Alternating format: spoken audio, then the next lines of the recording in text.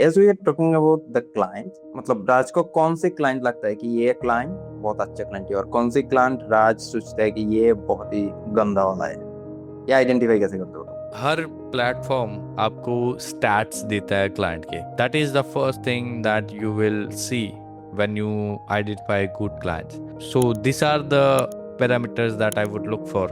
First one is the client should be verified. So verification means that वो bot नहीं है. That client is genuinely looking for a freelancers to get some work done. तो वो client verified होना चाहिए first of all. Then उसका profile थोड़ा पुराना तो होना चाहिए. मतलब आज आपने जॉब पोस्ट किया है तो शायद से हो सकता है कि वो सिर्फ बॉट अकाउंट ही हो. उसने आज शुरू किया और आज पोस्ट कर दिया जॉब पोस्ट. और उसमें भी एक दूसरा पैरामीटर भी आता है कि number of jobs open by client. That should not be like client ने 20-30 जॉब्स ओपन कर रही है और एक भी बंदा हायर नहीं किया. That's a bot. That's not good client. That is the third parameter I would look for. And the fourth one is very important and very first glance में आप देख पाओगे कि जो भी क्लाइंट ने डिस्क्रिप्शन दिया होगा जॉब पोस्टिंग का वो AI से रिटर्न नहीं होना चाहिए. If you are around this AI and all this stuff you will know that this has been written by AI or not.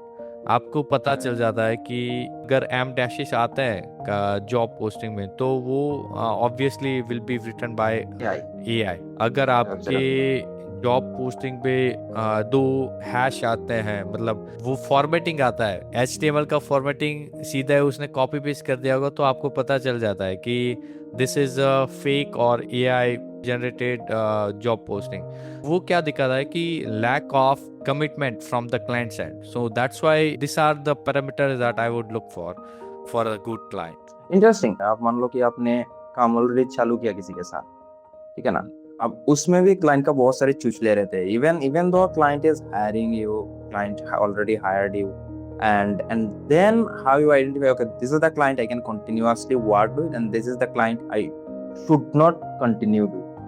मतलब क्लाइंट के कम्युनिकेशन में आपको दिख जाता है कि क्लाइंट कैसा टाइप का बंदा है. वो उसके ट्रेट्स होते हैं क्लाइंट के कि वो आपको बोलता है कि अगर आप अवेलेबल नहीं हो तो वो सीधा चिल्लाना शुरू कर देता है. और आपको वीकेंड पे आपने बोल दिया कि मैं काम नहीं करता हूँ, उसके बाद भी वीकेंड को आपको काम कराता है. मतलब आपकी अवेलेबिलिटी उसको पता है फिर भी उसके बाहर जाके वो आपके पास काम कराता है. And communication like prior engagement, things that you have decided with the client that I will be available on this and this. So आपके कॉन्ट्रैक्ट पे जो अग्री होता है उसके बाहर जाके आपको जब भी काम कराता है तो वो क्लाइंट अच्छा नहीं कहलाता. मतलब पहले तो शुरुआत में ही अपवर्क से ही काम लेते हैं हम, पर वो शुरुआत में ही अगर रेड फ्लैग होता है कि अगर वो बाहर से ही काम आपको लेना चाहिए कि वो बंदा बोलता है कि आउटसाइड ऑफ प्लेटफॉर्म काम ले लो,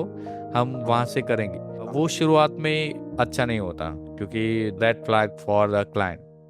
वो आपका पैसा लेके भाग भी जाता है. तो you should not trust that kind of client after you have started working on them.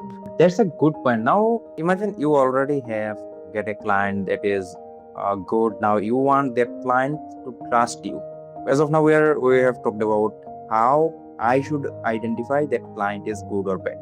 Now client also need to identify that am I the good person? Imagine I get great client.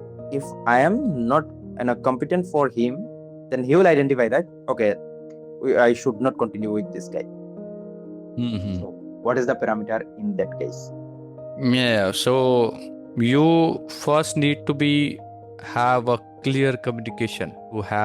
That is the most basic thing or most important thing that you should have, which is a calm and clear communication.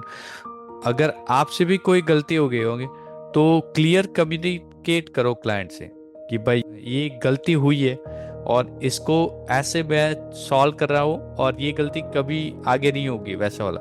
तो आपके भी weak point उसको पता होने चाहिए कि अगर मेरा प्रोडक्शन डाउन हुआ तो किस चीज़ से डाउन हुआ, कैसा कैसे स्टेप्स लिए हमने, what are the root cause that it was down, and what I was thinking at that time when we have built this system, and what we have not about which parameter we have not thought about. So ये जब भी दोनों के side से clear communication होगा आपके side से कि मैं ये कर रहा हूँ, ये चीज़ डिलीवर होगी ऑन Okay. टाइम, आपको डिलीवर भी करना पड़ेगा सारा चीज़. No clear communication, on time delivery is the two parameter that client relies on to trust you basically. तो ये दोनों चीज़ें आपके पास होनी इम्पॉर्टेंट है. So when we talked about like one of the great or one of the best skills you supposed to have is communication, right? And when I talked about communication, it's not only that you can talk to the other person, you need to understand that okay, this is something that I have done and that is the reason why this issue caused, and you need to acknowledge Yes. this is the cause. So I should be able to communicate with in that way as well. I need to understand what client expect. I need to understand what he wants from me, and I need to communicate accordingly. And I Yes. absolutely agree with you on that part.